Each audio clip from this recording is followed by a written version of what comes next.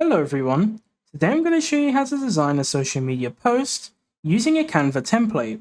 First, head over to Canva and create an account if you haven't already. Once you are logged in, you'll see there's a tab called social media. Simply click on here and you'll see you have lots of different things that you can create. For example, an Instagram post, a Facebook post, stories, reels, etc. So choose from whatever it is you want to create. I will choose, for example, an Instagram post. Once you are in the design page, you'll see you're given a blank page. What you need to do is head over to the design tab on the left hand side and click on templates.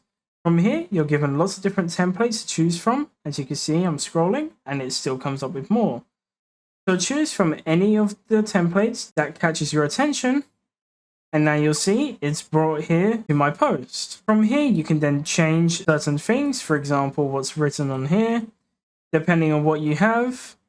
You can change different parts of it, you can change colors, etc. And then once you're done, click on share and click download. And that's basically it. If you have any questions, feel free to ask them in the comments below. Thank you for watching.